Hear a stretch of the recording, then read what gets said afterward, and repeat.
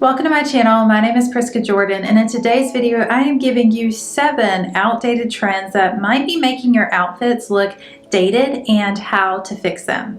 I'm talking about skinny jeans, sneakers, handbags, statement earrings, and much more.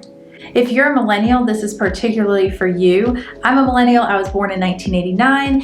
As millennials, we grew up in the internet era, but it wasn't quite this social media era. So what we got was a fire hose of information, especially retailers coming onto our computer screens, our phone screens saying, shop, shop, shop. And we didn't have the curation aspect of social media like Pinterest, Instagram, and YouTube to help us figure out how to wear those pieces in a way that was personally expressive. And lately I've seen that millennials have been getting stuck in 2010s fashion. So in this video, I want to help you curate your sense of personal style by separating what was trendy in the 2010s to what personally expresses who you are. I know that sounds like a tall order for a short video, but I'm confident that we can achieve this, so stay tuned. The first outdated trend I want to talk about is the hill that millennials are willing to die on, and that is skinny jeans. Skinny jeans are outdated at this point, but here's the real reason why you might want to try a different style. Consider this.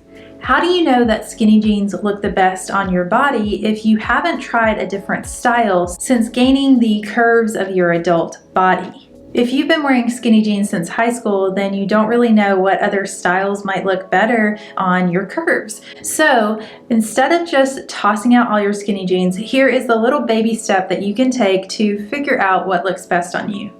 If you are curvier framed, then try flared leg jeans. This might feel like going back into the early 2000s, but by adding some width to the bottom of the pant with the flared leg, it's helping to balance out the width of my hips, and that creates just this beautiful hourglass shape even wearing jeans. Now, if that sounds too risky to you, you might want to try straight leg jeans, which are just going to give a little bit more room at the calf and the ankle while still being nice and fitted at the hips. If you have a narrow frame, I recommend that you try some trouser style jeans with the pleating at the front of the hips. That's going to give a little bit of volume and interest. Not only are they trending, so there's lots of styles available in stores right now, but they're a classic piece that you'll have for many years to come. But if you are just diehard on the skinny jeans, then I definitely have some updated ways to style them. Let's restyle it with pieces you already have in your closet to create a more updated look. So first off, because the skinny jeans are so tight all over, we want to balance that with some volume up top and at the bottom. So instead of like a little tank top that is just going to be a tight on tight outfit, let's balance it with either a t-shirt or some kind of blouse that has volume. And on the bottom, instead of the little white sneakers or flip-flops, let's go for a chunkier shoe like a sandal with a block heel or a chunky sneaker. I'll get to shoes later on, but for now, just look at the difference between these two outfits.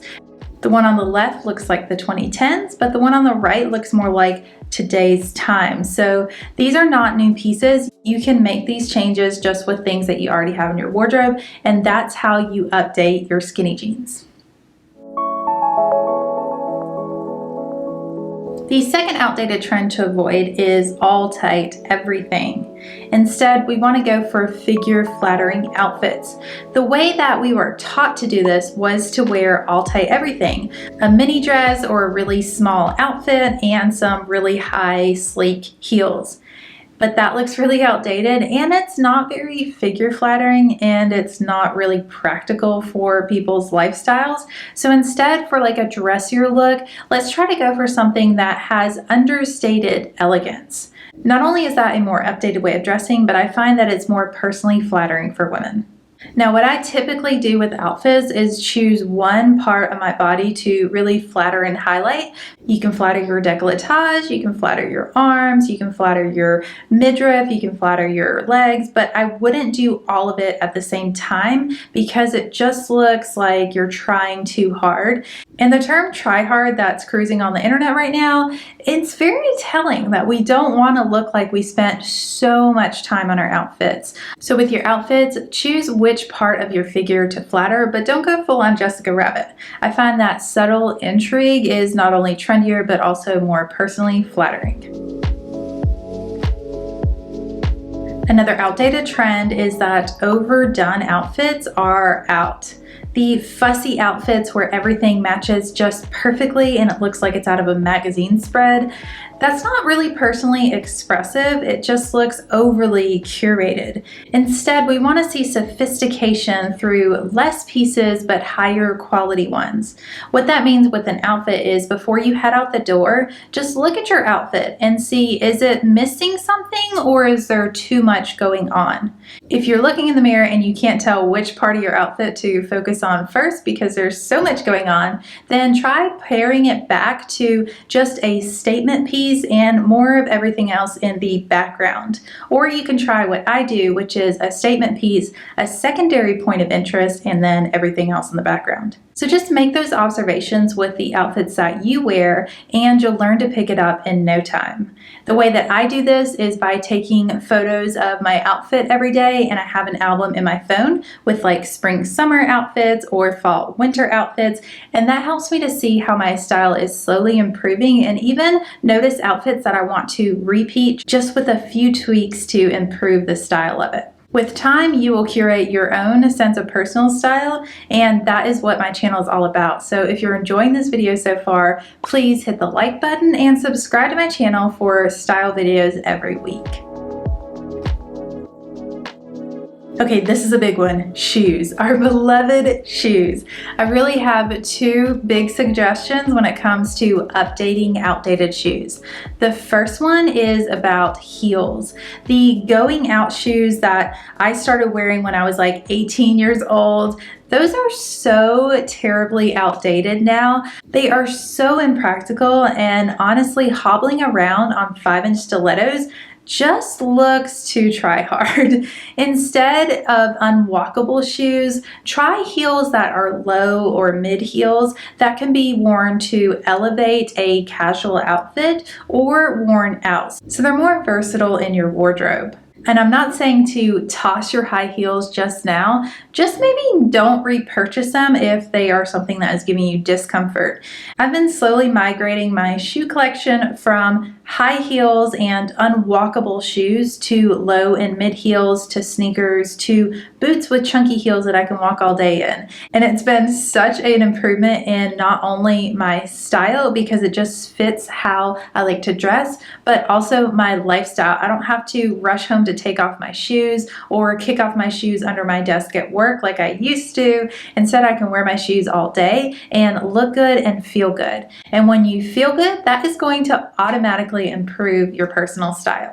The second type of outdated shoes are the little white trainers. It just screams 2010s. I've definitely cycled through these at like one a year. The update to this is to wear shoes that are chunkier. Now, there's 3 reasons why I recommend this, even though it might feel totally wrong, and I understand how you feel because it took me a while to make this adjustment as well. But the first reason is for style purposes. Those little white dainty sneakers look like the 2010s, so it just looks really dated. The second reason is because the larger the shoe, the more flattering it is for your curves because it balances out your curves. Just like with the flare jeans, we saw that the larger the bottom of the pant, the more that the hips are balanced out, and the same thing is true with shoes. So whether you're wearing a chunky sneaker or a block heel sandal or boot, the larger volume of the shoe is going to create a more balanced look for curvy hips. And the third reason is lifestyle. I just found that the little white sneakers looked really cute and I thought were comfortable, but after walking around all day, like as a tourist, maybe 10 miles in a day, those little white sneakers definitely are not that comfortable. They're not actually supportive for your feet bones. So finding a sneaker that has more support at the sole is definitely going to help if your lifestyle dictates that you're walking around more. I know I'm asking you to step outside of your comfort zone, but the next time that you try on sneakers, try some that are chunkier soled and maybe even that express your personality better. So instead of the white sneaker, find some that kind of have an interesting colorway, a pattern. I recently bought some herringbone sneakers and they are so cool and definitely say a lot more about my personality than the little white sneaker that everybody has worn before. With all of my videos, I want to encourage you to embrace your personal style and your actual lifestyle. Not just what looks good in photos or for social media, but really what you can live, breathe, and perform well in each day. For my lifestyle, sneakers are definitely practical and they help me to express my personality a little more. So it's something that I would recommend that you try out as well. With handbags, oversized handbags are kind of out unless it's like a $7,000 handbag on the New York fashion runway. I cannot speak to that. It just doesn't look very practical. I doubt those models are really carrying that on a day-to-day basis. But for normal gals like you and me, the oversized handbag trend is out. Anything that is way larger and way heavier than what you really need it to be for your daily carry, I don't think that it's going to be very useful for you, and it's just going to wear out your arm a little more. Now, if you're someone who packs your laptop or you have a diaper bag, some reason why you need an extra large handbag, then go on your merry way. But for the days that you don't need a lot of stuff, maybe consider having a smaller handbag. Even a mid-size handbag for me is like just the right size. Now, it might be something you've never really considered, is my handbag too large? Because large handbags were definitely a huge trend in the 2010s when we were coming of age to buy things for ourselves. And maybe your lifestyle back then dictated you needed a large handbag. But your daily lifestyle today, does it need a large handbag, a mid-size handbag, or even a smaller handbag? You want to pay attention to proportions of the bag relative to your body and also the weight, because the heavier the bag, the more wearing it's going to be on you. Carrying a right-sized handbag for your lifestyle is an easy way to update your outfits. With jewelry, the outdated trend is costume jewelry, kind of. So here are 3 reasons why costume jewelry might still be appropriate for your outfit. Number 1, it's for a dressy outfit and it really just makes the outfit pop. Number 2, it really does complete the look. It ties everything together. Maybe the colors or the feeling of the outfit, you really need that statement jewelry to do that. Or number 3, it is signature to your personal style. A few years ago, I thought I was someone who would always wear statement earrings the rest of my life. You could always catch me in like 2 or 3 inch giant dangly eye-catching statement earrings, even if I was like wearing a t-shirt. But nowadays I have chosen to take the money that I spent on all of those different statement earrings and invest in an everyday essentials jewelry set. By upgrading to semi-fine or fine jewelry that is a signature part of your everyday look, not only does it help you to get dressed easier because you don't have to match all this oddball jewelry, but it looks more refined. So for me, having my 2 everyday jewelry sets, one in a silver color, one in a gold color, it's a way to elevate all of my looks even if they're casual. I still have a few pairs of statement earrings, but I only wear them when it really does improve the style of my outfits. The last outdated trend is one that is applicable to everyone and is going to continue to look outdated, so it's something that we all should consider. The color palette of what you wear. A generic color palette really was trendy in the 2010s, like black, white, camel, beige, everything. And I think it spoke to the genericness of style back then, but now maximalist expression is in, and just really tuning into who you are personally, regardless of trends. That's kind of oddly trendy. But more importantly, I've found that by curating my personal color palette, it helps me to not have all these different colors that don't look good with my skin tone or just don't match my personality very well. I tend to wear rosy colors like pink, red, and purple. I wear black because it goes well with my hair, and I wear like royal rich colors.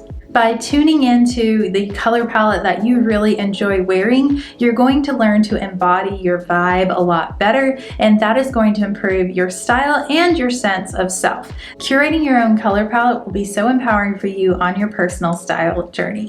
And those are the 7 outdated trends and how to update them. I hope you enjoyed watching this video. If you did, please hit that like button and subscribe to my channel. I have a new video coming every week to help you curate your personal style. Until then, take care.